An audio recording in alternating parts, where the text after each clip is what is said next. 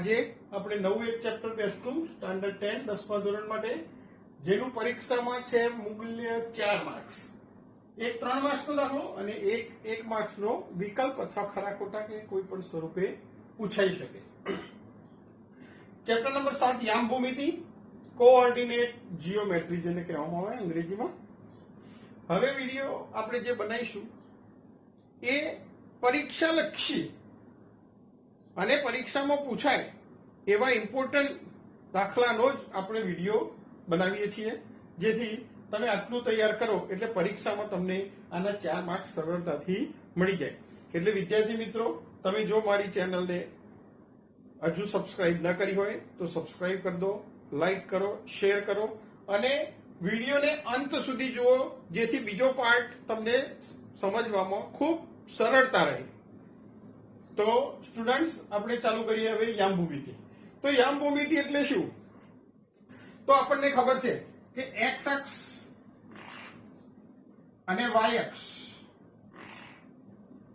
બરાબર, આ એક્સ અક્ષ કહેવાય, જેને આપણે 9મા ધોરણમાં શીખી ગયા. વાય વાય ડેશ, આમાં આ બાજુ આપણે 1 2 3, અહીં આપણે 1 2 3, આ બાજુ આપણે -1 -2 -3, આમ આપણે બિંદુ દર્શાવતા હતા. હવે આના વિશેનો અભ્યાસ કરવાનો છે આપણે. તો એમ આપ્યું હોય કે એક બિંદુ અહીં છે અને એક બિંદુ અહીં છે, તો આ બે બિંદુઓ વચ્ચેનું અંતર શોધો. બરાબર? તો અંતર કેવી રીતે શોધી શકાય એ આપણે શોધવાનું આ યામ ભૂમિતિમાં શીખવાનું છે. તો આજે આપણે સૌપ્રથમ અંતર સૂત્રનો અભ્યાસ કરીશું. આને બિંદુ A કહીએ અને આને બિંદુ B કહીએ. તો એ બી અંતર કેવી રીતે શોધાય એનો આપણે અભ્યાસ કરીશું. બરાબર? તો આજે આપણે પહેલું શીખીશું અંતર સૂત્ર. તો અંતર સૂત્રમાં જો A ના યામ હોય x1 y1 અને B ના યામ હોય x2 y2. બરાબર? શું હોય? A ના યામ x1 y1, B ના યામ x2 y2. તો બે બિંદુઓ વચ્ચેનું અંતર AB બરાબર √ એટલે કે વર્ગમૂળમાં x1 - x2 નો સ્ક્વેર વત્તા x1 - x2 નો સ્ક્વેર વત્તા y1 - y2 નો સ્ક્વેર. આની મદદથી આપણે આ બે બિંદુ વચ્ચેનું અંતર સરળતાથી શોધી શકીએ. બરાબર? આ તો મેં તમને સમજાવવા લખેલો છે. હવે એક આપણે બિંદુ લઈએ A અને એક બિંદુ લઈએ B. બિંદુ A લઈએ 2 3 અને બિંદુ B લઈએ 4 1. બરાબર? આ તો મેં કેવી રીતે શોધવા માટે દર્શાવ્યું છે. આ બે બિંદુઓ લઈએ, એમની વચ્ચેનું અંતર શોધીએ. તો આપણે સૂત્ર જોયું કે આ x1 y1 અને આ x2 y2, તો આ x2 y2. તો અહીં આપણે અંતર શોધીએ. તો AB બરાબર √ x1 એટલે કેટલો આવશે? 2 માઇનસ x2 એટલે આ નથી ભાઈ, આ y1 છે એટલે x2 આવશે, તો -4 નો સ્ક્વેર પ્લસ x2. હવે અહીં શું આવશે? y1. તો y1 કયો કહેવાય? 3 માઇનસ y2. તો y2 એટલે આ થયો ને આપણો 1.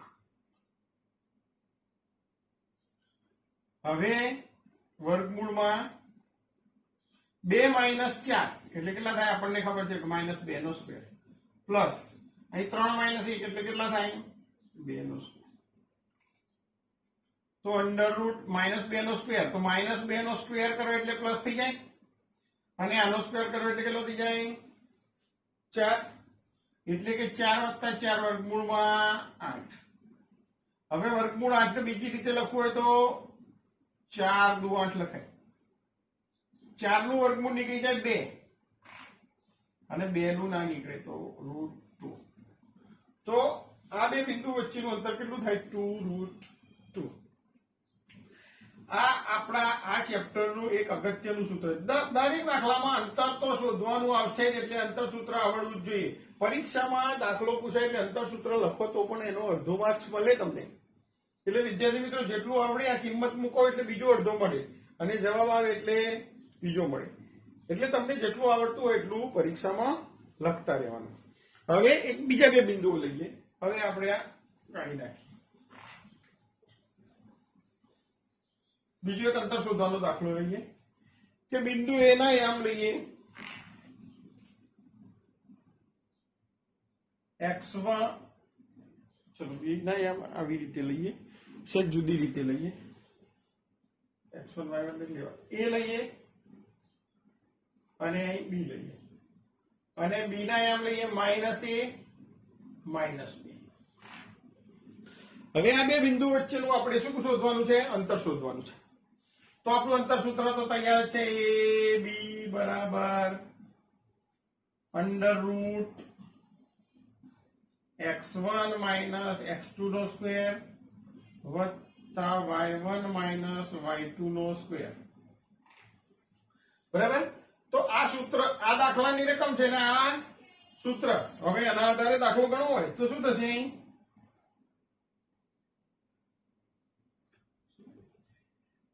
a અને x2 કેટલો કહેવાશે? -a.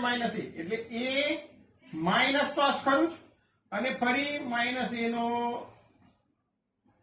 સ્ક્વેર વત્તા અહીં શું થશે? b માઈનસ b, એટલે b માઈનસ b નો સ્ક્વેર. હવે આ બે માઈનસ ભેગા કરી દઈએ એટલે શું થઈ જાય? તો a પ્લસ a થઈ જાય, અને અહીં શું થશે? b પ્લસ b નો સ્ક્વેર. હવે અહીં શું થશે? આને ગણીએ તો a પ્લસ a એટલે 2a નો સ્ક્વેર, પ્લસ અહીં શું થશે? 2b નો સ્ક્વેર. ચલો અહીં લખીએ તો અંદર શું આવશે? 4a square plus 4b square. બંનેમાંથી કોમન કાઢો તો શું આવશે? 4. તો અહીં a square plus b square. આપણને ખબર છે 4 નું વર્ગમૂળ નીકળી જાય છે, તો કેટલું? 2. અને અહીં શું હશે? a square plus b square. તો આ બે બિંદુ વચ્ચેનું અંતર કેટલું થાય? 2 √a square plus b square. તો આવા અંતર સૂત્ર ઉપરથી કોઈ પણ દાખલો અથવા તો કોઈ પણ દાખલામાં અંતર સૂત્રનો તો તમારે ઉપયોગ કરવો પડશે જ, એટલે આ તમને ફરજિયાત આવડવું જોઈએ. હવે આપણે એક બીજો દાખલો લઈએ.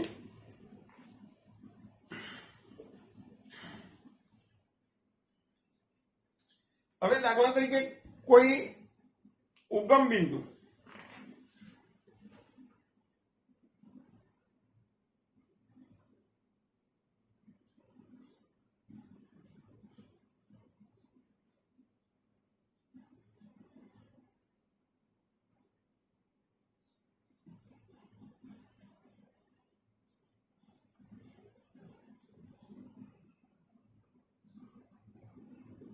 એક આવો દાખલો પૂછાય ઘણી વાર. ઉગમ બિંદુ થી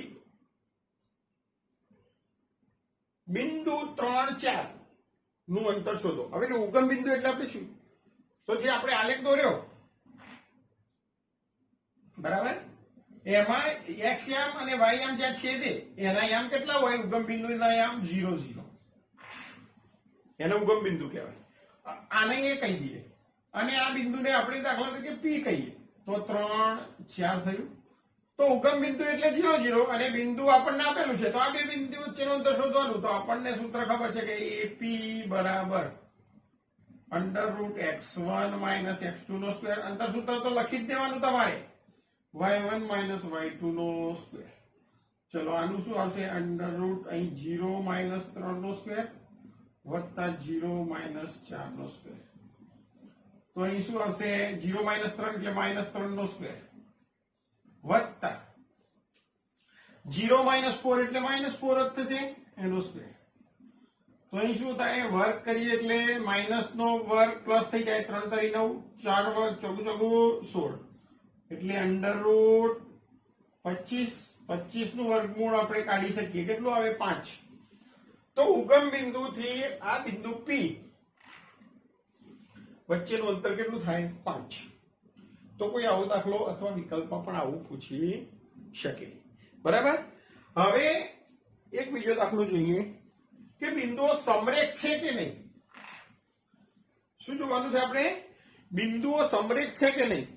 તો સમરેખ છે કે નહીં એ નક્કી કરવા માટે શું કરવું પડશે આપણે? તો પહેલા બધા બિંદુઓ વચ્ચેનું અંતર શોધવું પડશે, અને અંતર શોધ્યા પછી જો કોઈ પણ બે બિંદુઓનો સરવાળો એ ટોટલ થઈ જાય તો જોઈ લઈએ આપણે દાખલો. બરાબર. તો બિંદુ એ લઈએ 1 5, બિંદુ બી લઈએ 2 3, અને બિંદુ સી લઈએ -2 -11. હવે આ ત્રણ બિંદુ આપેલા છે, તો આ સમરેખ છે કે નહીં આપણે શું કરવાનું છે? શોધવાનું છે. તો આપણે અંતર સૂત્ર લખીએ એકવાર. બરાબર. તો AB બરાબર √x1 - x2 નો સ્ક્વેર વત્તા y1 - y2 નો સ્ક્વેર. આ સૂત્ર ખૂબ જ અગત્યનું છે આ ચેપ્ટર માટે. બરાબર. હવે અહીં શું થશે? તો એ બી શોધીએ છીએ, તો એ અને બી માટે વાત કરીએ તો 1 - 2 નો સ્ક્વેર પ્લસ 5 - 3 નો સ્ક્વેર. બરાબર. તો અહીં શું આવશે? -1 થઈ જાય. 1 - 2 એટલે -1 નો સ્ક્વેર પ્લસ 5 - 3 એટલે 2 નો સ્ક્વેર થઈ જાય. તો અંડર રૂટ આ 1 થઈ જશે અને આ 4 થશે, એટલે કેટલું આવશે? √5. આ બે બિંદુ વચ્ચેનું આપણે અંતર શોધી દીધું. હવે આ બે બિંદુ વચ્ચેનું અંતર શોધીએ. તો બી અને સી વચ્ચેનું અંતર શોધવું હોય તો બીસી બરાબર, હવે આપણે ફરી અંતર સૂત્ર લખવાની કઈ જરૂર લાગતી નથી, તો અહીં લખેલું જ છે. તો હવે આ માઇનસ આ એટલે શું થશે? 2 -2 એટલે પ્લસ થઈ જાય. હવે હું સીધું લખું છું ભાઈ. હવે 3 -11, 3 પછી આ માઇનસ અને ફરી માઇનસ એટલે 3 + 11 થઈ જાય. તો શું થશે? અહીં 2 + 2 એટલે 4 નો સ્ક્વેર વત્તા અહીં 3 + 11 એટલે કેટલા થાય?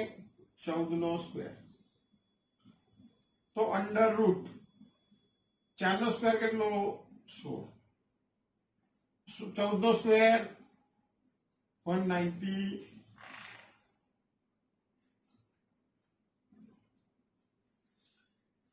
શું આવશે?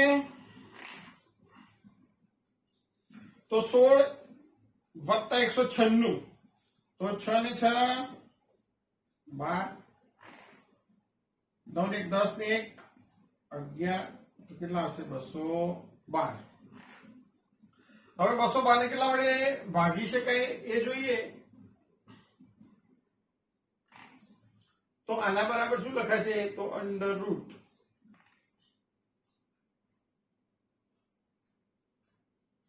4 ×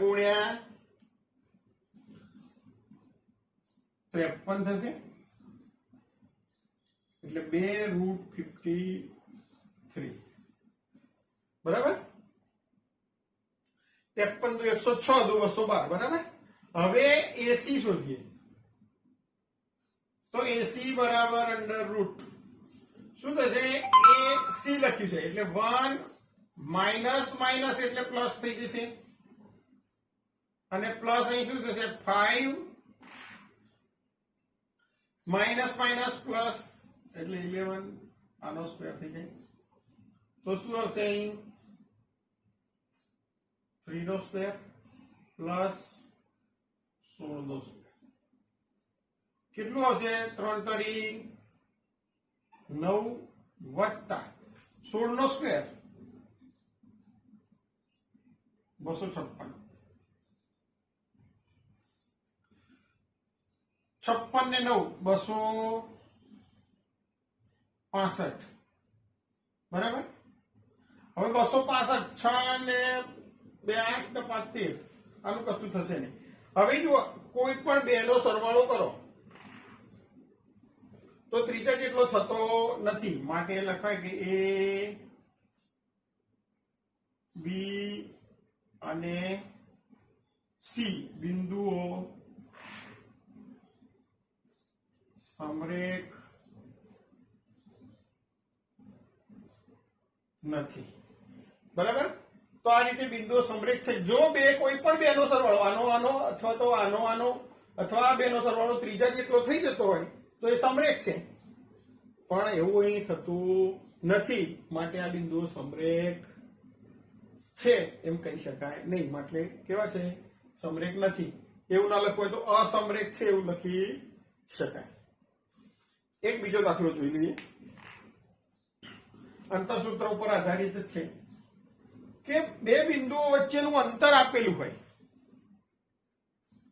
અને એક એક્સ માં અથવા વાય માં કોઈ યામ આપેલો ના હોય, તો એ શોધવાનો કેવી રીતે? તો આપણે જોઈ લઈએ જરા. એવું આપેલું છે P2-3 અને Q આપ્યું છે 10y તથા PQ બરાબર 10 આપેલું છે. એટલે કે આ બે બિંદુઓ વચ્ચેનું અંતર કેટલું આપેલું છે? 10.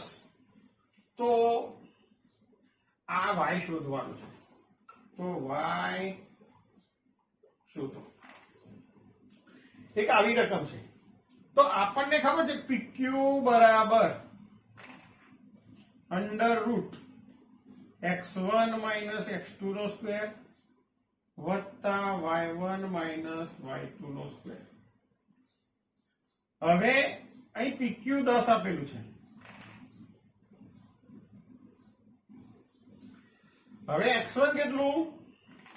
તો 2 -10 નો સ્ક્વેર વત્તા -3 y નો સ્ક્વેર થશે. અંડર 2 માઇનસ એટલે -8 નો સ્ક્વેર થઈ જાય વત્તા, ચલો માઇનસ બહાર કાઢીએ પણ વર્ગ છે એટલે પ્લસ થઈ જાય. -5 વર્ગ છે એટલે કેવું થઈ જાય? પાછું પ્લસ. હવે શું થશે? તો 3 વત્તા y નો સ્ક્વેર આવું થઈ જશે. કેમ? તો આ બંનેમાંથી માઇનસ કોમન કાઢી પણ ઉપર વર્ગ છે એટલે પ્લસ થઈ જાય પાછું. હવે અહીં શું થશે? અંડર રૂટ કેટલા થશે? 64 વત્તા, હવે વર્ગનું વિસ્તરણ તો 3 તરી 9 વત્તા 2 તરી 6y અને વત્તા y નો સ્ક્વેર. બરાબર? અહીં 10 આપેલા જ છે. હવે 10 બરાબર 64 ને 9 કેટલા થાય? 73 વત્તા 6y વત્તા y સ્ક્વેર. હવે આપણે એવું કરીએ કે આ વર્ગમૂળ કાઢી નાખીએ તો અહીં વર્ગ થાય. બંને બાજુ વર્ગ કરવાના. તો ચલો 10 નો વર્ગ કેટલો થઈ જાય? 100. અને અહીં વર્ગ કરો એટલે આ વર્ગમૂળ નીકળી જાય. એટલે 73 વત્તા 6y વત્તા y સ્ક્વેર થઈ જાય. હવે અહીં ગણીએ તો અહીં આપણે આ લખી દઈએ તો y સ્ક્વેર વત્તા 6y આગળ લખીએ અને આ 100 આ બાજુ લઈએ વત્તા 73 100 આ બાજુ આવે એટલે આ 100 આ બાજુ લાવે એટલે માઇનસ થઈ જાય બરાબર 0. બરાબર? હવે અહીં શું થાય? તો y સ્ક્વેર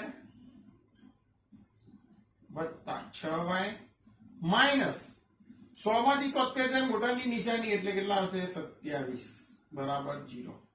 હવે આપણે -27 ના એવા બે ભાગ પાડવાના કે 6 આવે. તો આપણને ખબર છે કે 9 તરી 27. મોટા આગળ કયું નિશાની? આ અને નાના આગળ આ. તો આના બે ભાગ પડે તો y + 9 પડી જાય. અને બીજા કૌંસમાં શું પડશે? y - 3. આ હવે પાડવાની રીત છે. જો આ y ની આગળ કઈ આંકડો ના હોય તો સીધા બે લખી દો તો પણ ચાલે. તો આનો મતલબ કે y + 9 બરાબર 0 થાય. આપણે બહુપદીમાં શીખ્યા. અથવા y - 3 બરાબર 0 થાય. તો y બરાબર -9 થાય અથવા y બરાબર 3 થાય, બરોબર. તો y ની કિંમત -9 હોય અથવા તો 3 હોય, એ બંને કિંમતો માટે PQ 10 થઈ જાય. કેમ એવું થાય? તો દાખલા તરીકે આ આપણો P છે, તો એક બિંદુ આ બાજુ એ હોય કે જે 10 અંતરે હોય, અને એક બિંદુ આ બાજુ એ હોય કે 10 અંતરે હોય. આ Q આ બાજુ પણ હોઈ શકે અને Q આ બાજુ પણ હોઈ શકે, બરાબર. એટલે 10 અંતરે આ બાજુ એક બિંદુ હોઈ શકે, આ બાજુ પણ એક બિંદુ હોઈ શકે, માટે આવા બે જવાબ આવે, બરાબર. તો મિત્રો આ વિડીયોમાં આપણે આટલું જ જોયું, બરાબર. હવે નવા વિડીયોમાં આનો આગળનો કે વિભાજન સૂત્રનો અથવા તો ચતુષ્કોણના બિંદુઓનો અભ્યાસ કરીશું. એટલે તમે મારા વિડીયો આગળ ફટાફટ જોવા માટે મારી ચેનલને સબસ્ક્રાઇબ કરી દો અને બેલ બટન દબાવી દો, જેથી નોટિફિકેશન તમને તરત જ મળતું રહે. Bye students.